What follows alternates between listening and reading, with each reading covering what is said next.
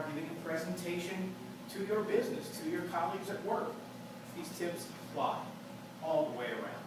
Now, I've got a limited time. I'm going to have to zoom through these, so forgive me for being a little quick-paced here, but these are all very valuable tips. The first one, know your audience. Now, that might seem to those of us who are regulars in Toastmasters to be a given, because we come here to speak to the same people every week. But every audience you speak to will be different, will be unique, especially if you're giving a motivational speech, an informational speech. That group may be different each and every time that you speak. And so you want to know who that group is so you can tailor your presentation to that particular group. It's really only kind of common sense, but it's something that's pretty easily passed by. If you're going to speak in a location you're unfamiliar with, get there early. Get familiar with the room. Visualize for a moment, you're giving a presentation on an elevated stage.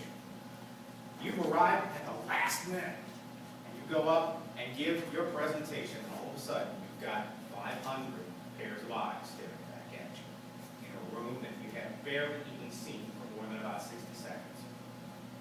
Compare that to having arrived a half hour early, taking a survey of the room, getting a rough idea of how many seats are out there, walking up on that stage, and getting an idea of what the view is going to be like. Imagining that room filled with people. How much more calm, how much more assured, self-assured are you going to be when you step up on that stage? It's fairly basic, fairly common, but a lot of people pass by on that particular item too.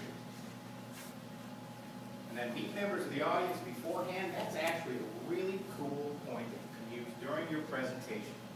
Get there early, shake a few hands, get a couple of names, and then when you're doing the presentation and you have a particular point you want to make, then you can go up and say, Sonia, do you understand how meeting people in your audience can actually make it a little easier for you to make a presentation?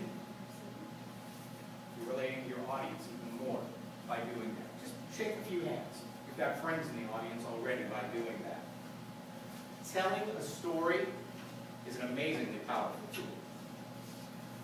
The key point to making a point is tell a story after you make a point. Make a point, tell a story.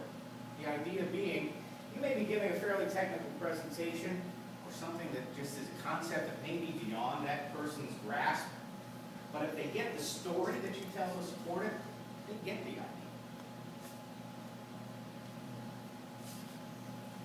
Also, a story can be the basic theme of your presentation.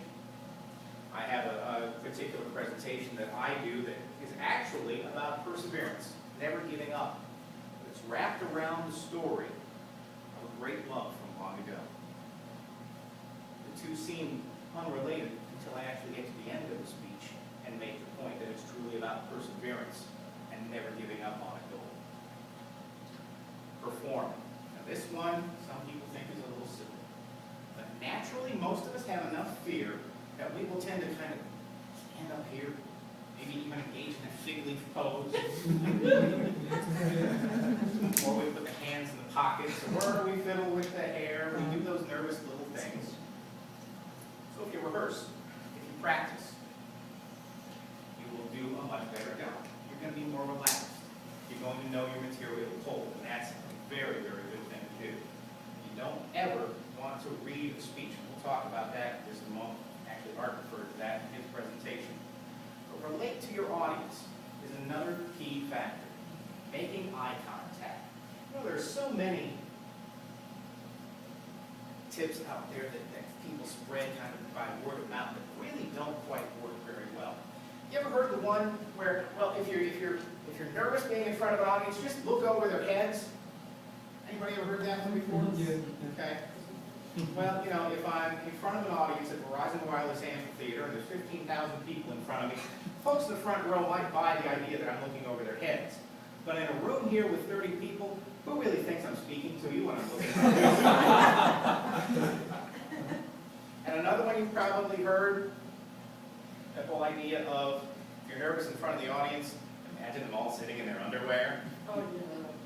Let's face it, if I'm in your audience, you really want to imagine me in my underwear.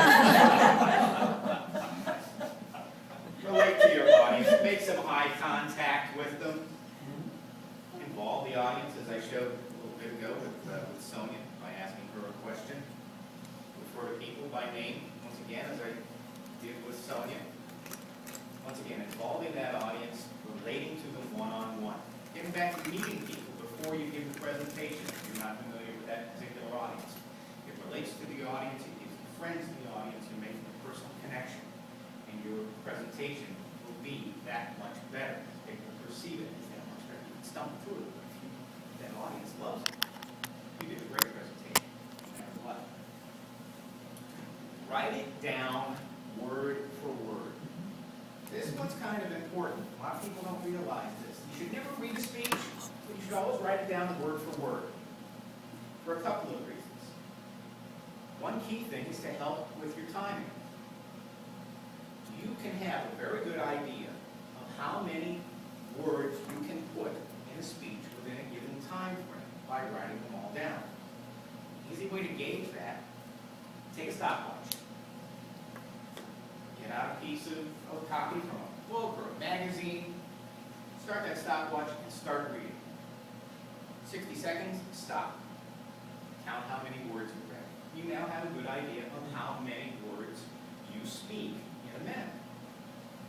If you have that number and you have a 7-minute speech to give, multiply it by 7, you know how long a speech to write. Another technique that works the same way that I find particularly helpful is what I call the jigsaw process.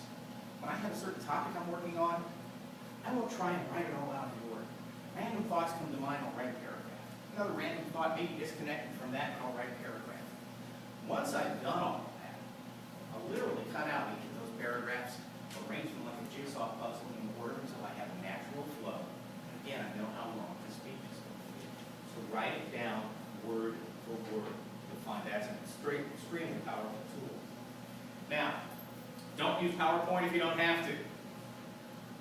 Before I say one more word, Art did a brilliant job for that PowerPoint this evening. There were things that he did to that PowerPoint you don't even realize how well he used PowerPoint this evening. The reason I put in don't use PowerPoint if you don't have to is because many people abuse it. Art used it brilliantly. Many people abuse it. They will put up a brilliant white background with plain black text on it, probably in such a small font you can't even read it from the back of the room. And then what they'll do is they'll stand there and they'll stare at it and they'll read the text to you. How interesting